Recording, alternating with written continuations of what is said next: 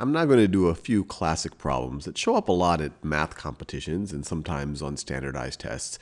And they seem like very daunting and intimidating problems, but hopefully over the course of this video you'll realize that if you kind of see what they're asking for, it's really not that bad. So let's try this first one right over here. They tell us a plus b plus c is equal to 7. And then they ask us, what is 5a plus 5b plus 5c equal to?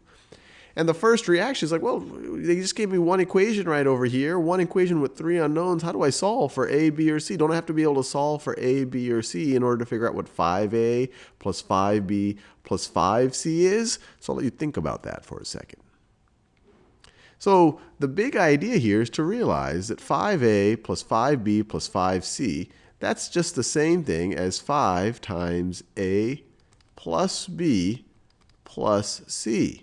If you distribute the 5 here, 5 times a, 5 times b, 5 times c, you get 5a plus 5b plus 5c. Another way you could think of it is we are factoring a 5 out. If you factor a 5 out, you're left with 5 times a plus b plus c.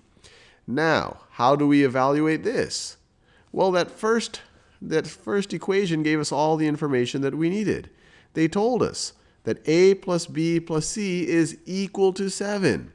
A plus b plus c is equal to 7. So 5 times a plus b plus c is the same exact thing, and I think you see where this is going now, is 5 times 7. And now this becomes pretty straightforward. That's going to be equal to 35. Let's do one more of these, and this is going to be a little bit more involved, but hopefully you see the same idea. So we're told a plus b plus c is equal to -1.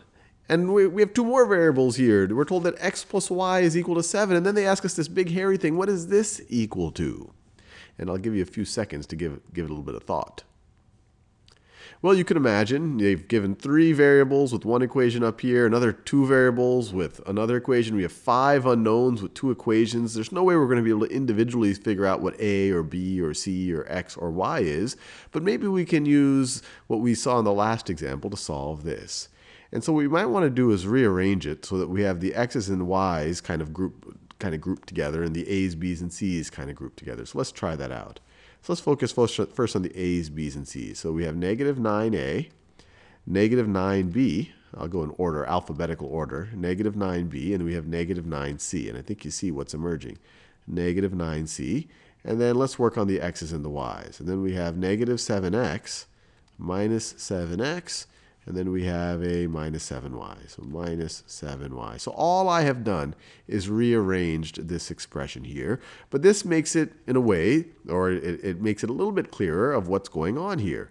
These first three terms, I can factor out a -9. And I get -9 times a plus b plus c. And these second two terms, I can factor out a 7. -7 times x plus y. And just to verify, if you wanted to go the other way, multiply this -7 times x plus y, you'll get this.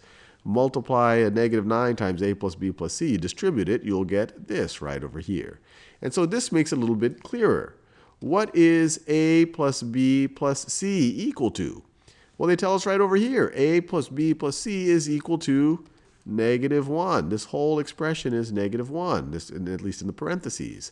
And what is x plus y equal to?